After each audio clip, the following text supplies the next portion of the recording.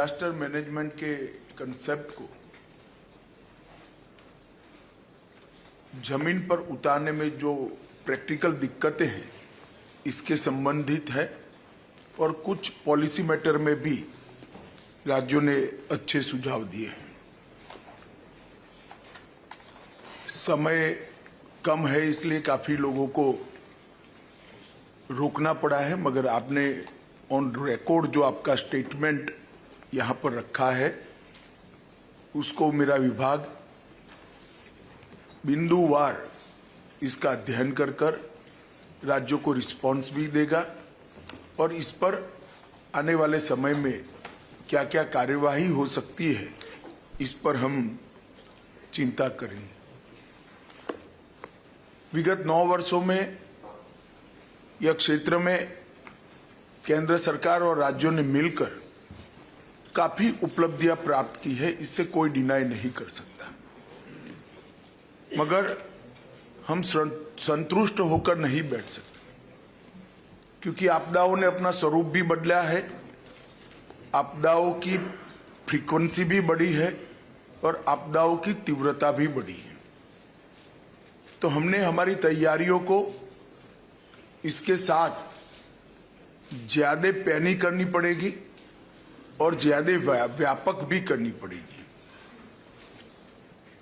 कई जगह पे अलग अलग प्रकार की नए क्षेत्रों में भी आपदा का अनुभव आ रहा है, बाढ़ के नए क्षेत्र उभरते जा रहे हैं, कई नए स्थानों पर भी गर्मी की लू के थपेड़े सहन करने पड़ रहे हैं और इस सब के लिए हमने देश से नाते अपने आप को तैयार करनी पड़ेगा।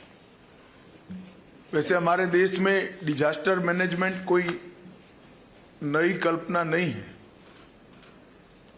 चाणक्य के अर्थशास्त्र से लेकर पौराणिक समय में राज्य प्रशासन के जितने भी हमारे पास दस्तावेज उपलब्ध है, हर जगह पर समय समय पर आपदा प्रबंधन की बात की है। परंतु हमारे देश में लगभग 2004 के बाद आपदा प्रबंधन पर राष्ट्रीय स्तर पर व्यापक विचार विमर्श के बाद केंद्र और राज्य स्तर पर इस पर एक सामूहिक जवाबदेही और सामूहिक रिस्पॉन्स इसको तय भी किया गया और मैं मानता हूं बहुत अच्छे से 2000 की साल से लेकर 2023 तक की यात्रा को हमने किया है। कोविड के समय प्रधानमंत्री जी के नेतृत्व में राज्य के सभी मुख्यमंत्रियों ने साथ में रहकर सदी की सबसे भीषण महामारी का बहुत सफल सामना हम कर पाए हैं। उस कठिन समय में हर मोर्चे पर केंद्र और राज्य और जनता तीनों ने मिलकर एक लड़ाई कैसे लड़ी जा सकती है इसका उत्कृष्ट उदाहरण विश्व के सामने रखा है। 220 करोड़ से ज्यादा टीका लगाना, करोड़ों गरीबों के भूख को ध्यान में रखते हुए उनके खाने पीने की व्यवस्था करना, लाखों की संख्या में मजदूरों को अपने गृह राज्य में वापस पहुंचाना और डीबीटी के माध्यम से कोई घर में चिंता न रहे, इस प्रकार की व्यवस्था हम कर पाए हैं, हम सब के लिए संतुष्टि का विषय है। जैसे मेरी ओपनिंग रिमार्क्स में मैंने बताया था, कुछ साल पहले हमारा दृष्टिकोण आपदा को लेकर राहत केंद्र और रिएक्शनरी था। हम केवल रिलीफ और रिहेबिलिटेशन की ही चिंता करते थे। विगत 9 साल के अंदर early warning system, prevention, mitigation और पूर्व तैयारी आधारित आपदा प्रबंधन के नए अध्याय हम सब ने सामूहिक रूप से सामूहिक मेहनत और सामूहिक लगन से इसको जमीन पर उतारा है। आपदा मित्र योजना, कई सारे आपके सुझाव मिले हैं, मगर ये अपेक्षा भी ठीक नहीं कि सारा कुछ केंद्र ही कर देगा, मगर इस पर हम जरूर कुछ सोच पाएंगे तो सोचेंगे। परंतु 350 बहु जोखिम आपदा संभवित जिलों में लगभग 1 लाख युवा वॉलेंटियर को तैयार करने का हमने जो लक्ष्य रखा है, इससे कई सारे आपदाओं की घटनाओं में हमें बहुत अच्छे नतीजे मिल रहे हैं। इसका जो एनालिसिस हमारे सामने आ रहा है वो बहुत सकारात्मक और उत्साहवर्धक है। हमने एक नई पद्धति भी चालू की है। आईएमसीटी की टीम जो भेजना है, पहले राज्यों के ज्ञापन की प्रतीक्षा कर कर ज्ञापन आने के बाद भेजते थे। हमने प्रोएक्टिव तरीके से पिछले 4 वर्षों में 10 ही दिनों के अंदर 73 बार आईएमसीटी की टीमें भेजकर केंद्र ने प्रोएक्टिव तरीके से राज्यों को मदद करने के लिए कदम उठाए हैं। और इसके कारण 2005-06 से लेकर 2013-14 तक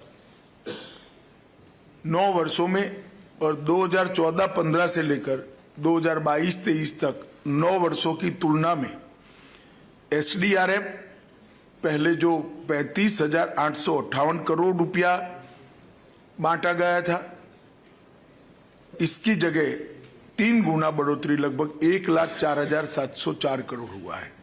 और एनडीआरएफ से जो पैसा जारी किया गया 25,000 करोड़ की तुलना में 77,000, उसमें भी करीब करीब 3,000 करोड़ की बढ़ोतरी हुई है। मैं बात इसलिए बताना चाहता हूं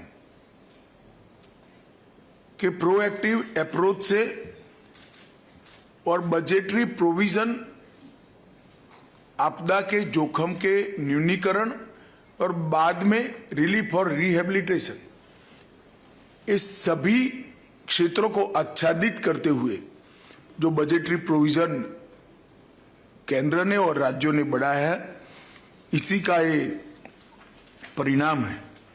21 में नेशनल डिजास्टर मिटिगेशन फंड का गठन किया गया, लगभग 16,700 करोड़ रुपया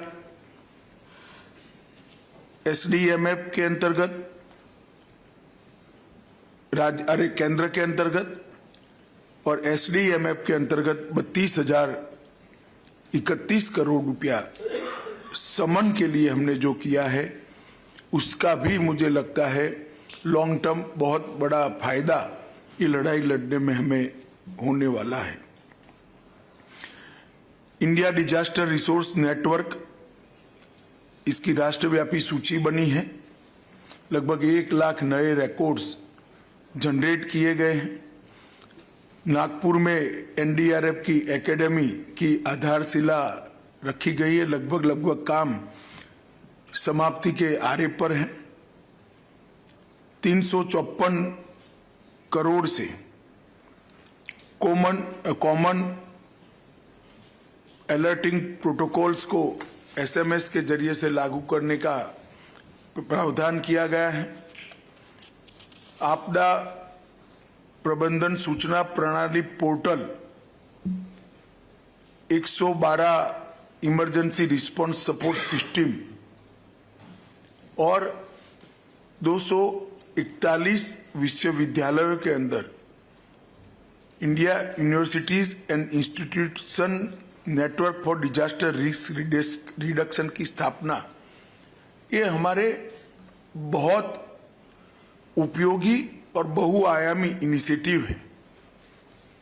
सुभाष चंद्र बोस पुरस्कार के माध्यम से आपदा प्रबंधन के क्षेत्र में कंट्रीब्यूट करने वाले व्यक्ति और संस्था दोनों को पुरस्कृत करने की परंपरा सम्माननीय प्रधानमंत्री जी ने प्रस्तापित की है। इससे निश्चित रूप से इस क्षेत्र में काम करने वाली संस्थाओं के कर्मचारियों में और व्यक्तियों में दोनों में उत्साहवर्धन हुआ है। अभी कमल जी ने 10 ऐप और साइट्स का आप लोगों को डिटेल दिया है, जिसके बारे में मौसम का पूर्वानुमान, बिजली गिरने की संभावनाएं, भारी बारिश, कई प्रकार की चेतावनियां समय रहते हमें मिलती हैं, जो हमें लोगों की जान बचाने में और पशुधन बचाने में भी बहुत उपयोगी हो सकती हैं। अलग अलग 32 गाइडलाइंस बनाकर यहाँ से आपके पास भेजा गया है। देश में बाढ़ से बचने के लिए इसरो द्वारा नॉर्थ ईस्ट में लगभग 271 वेटलैंड की पहचान की गई है।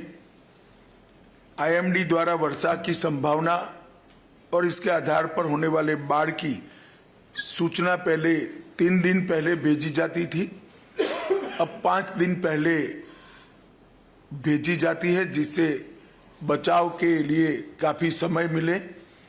और इस साल ही बाढ़ के पर चर्चा करने के लिए जो मीटिंग हुई, इसमें मैंने निर्देश दिए हैं कि इसको 7 दिन पहले पहुंचने के लिए अगले साल तक हम कदम उठाएंगे। पर्यावरण मंत्रालय द्वारा 13 प्रमुख नदियां जहां से बाढ़ निर्मित होती है, उसके किनारे पौधे लगाकर बाढ़ को नियंत्रित करने का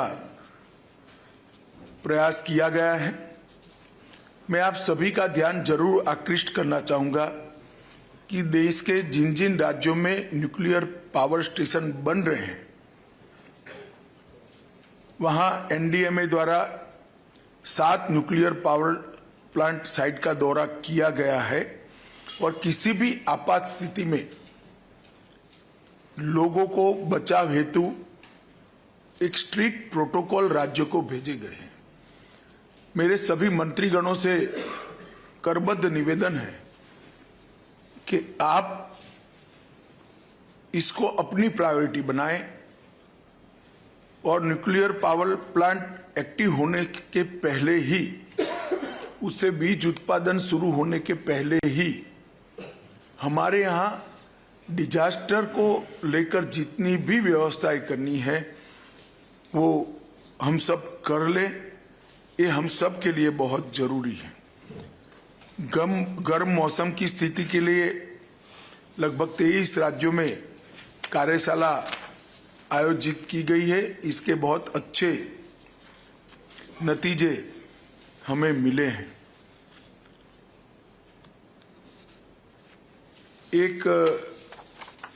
कुछ राज्यों के द्वारा किसानों के मुआवजे के लिए कुछ सुझाव दिए गए हैं।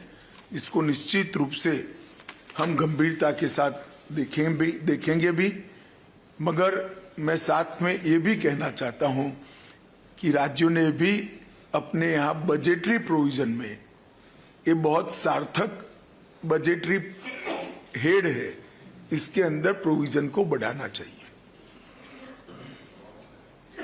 मॉडल फायर बिल जो यहाँ से भेजा है, केवल 7 ही राज्यों ने इसको एडॉप्ट किया है। मैं आज शाम को ही आप सभी को पत्र लिखने वाला हूं। जहां बाकी है, मेरा सभी से निवेदन है कि मॉडल फायर बिल को हम लोग एडॉप्ट करें और राज्यों में एक समान कानून लाने के लिए है हम प्रयासरत रहें। लगभग सामान्य चेतावनी प्रोटोकॉल के लिए जितनी भी चीजें तय की गई थी, ये सभी पूर्ण है। तटीय सायरन के साथ पीओसी प्रगति पर है, बाकी सारे काम पूर्ण किए गए हैं। आपदा प्रबंधन योजनाएं जो करनी होती है, मुझे आनंद है सभी ने इसके लिए अच्छा काम किया है और जिला आपदा प्रबंधन योजनाओं को भी आगे बढ़ाया है, मगर 8 राज्यों के 87 जिलों में डिस्ट्रिक्ट डिजास्टर मैनेजमेंट प्लान बनना लंबित। सभी राज्यों के मैं नाम नहीं लेता, परंतु अपने अपने राज्य में जहां पर डिस्ट्रिक्ट डिजास्टर मैनेजमेंट प्लान बनना बाकी है, वो सभी मंत्रियों से मेरा आग्रह है कि इसको जल्दी ही हम समाप्त करने की दिशा में काम करें। थंडरस्टॉर्म एंड लाइटनिंग के लिए राज्य स्तरीय कार्य योजना यहां से प्रेषित की गई है। अब तक 25 से ज्यादा राज्यों और यूटी ने इसको केंद्र के साथ साझा नहीं किया है। मेरा आप सभी से आग्रह है कि इसको आपके प्रायोरिटी के क्षेत्र में रखिए। हमारा प्रयास ये होना चाहिए कि एक भी व्यक्ति की जान बिजली गिरने से न जाए। तो जिन 25 राज्यों और यूटी ने अपनी कार्य योजना बनाकर साझा नहीं की है, इस सभी से मेरा विनंती है कि हम आगे बढ़े। शीतलहर और पाला के लिए राज्य स्तरीय कार्य योजना भी यहां से भेजी गई है। इसमें भी अभी तक 16 राज्य और संघ क्षेत्रों से कार्य योजना तैयार नहीं की गई। मेरी इन राज्यों से विनंती है कि इसको भी हम आगे बढ़ाएं।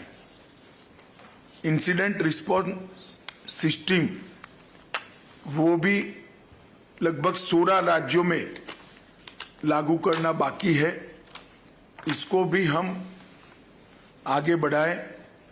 20 राज्यों ने लागू कर लिया, इन लोगों का मैं धन्यवाद करता हूं, मगर जो 16 राज्य और यूटी बाकी हैं उसको आगे बढ़ाना चाहिए। तेलंगाना में ERSS के कार्यान्वयन के लिए कार्यवाही बाकी है, इसको भी कर लेना चाहिए। आज मैं आपको कुछ अच्छे समाचार भी देना चाहता हूं। भारत सरकार ने फायर ब्रिगेड सेवाओं के विस्तार और मॉडर्नाइजेशन के लिए लगभग 5,000 करोड़ रुपया राज्यों को मदद करने का फैसला किया है। इसकी डिटेल योजना बनाकर आप लोगों के सामने भेज दी जाएगी।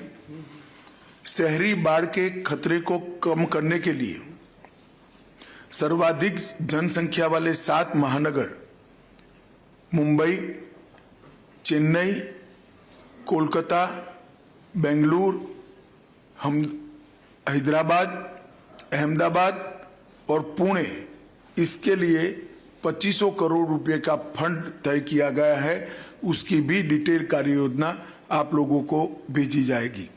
और भूस्खलन शमन के लिए 17 राज्य और केंद्र शासित प्रदेशों में लगभग 825 करोड़ रुपया केंद्र सरकार की ओर से भेजा जाएगा। मित्रों, अब हमारा लक्ष्य ये होना चाहिए कि एक भी व्यक्ति की जान आपदा के कारण न जाए। इसको शून्य तक ले आना हमारा लक्ष्य होना चाहिए। हम सब ने मिलकर मोदी जी के नेतृत्व में 5 साल में सभी राज्यों के मुख्यमंत्रियों ने अपने राज्यों में इसको जमीन पर उतारा है और हम बहुत नजदीक हैं, मगर उसको संतुष्टि के भाव की बजाय और आगे करने के उत्साह के साथ हम आगे बढ़े, ये बहुत जरूरी है। अंत में मैं आप सभी को, आज आपने यहाँ आए, आपके मूल्यवान विचार भी रखे, सुझाव भी दिए हैं और समय समय पर जो निर्णय हुए हैं, ढेर सारे निर्णयों को राज्यों ने जमीन पर भी उतारा है। इसलिए मैं आप सभी का हृदय से धन्यवाद करता हूं।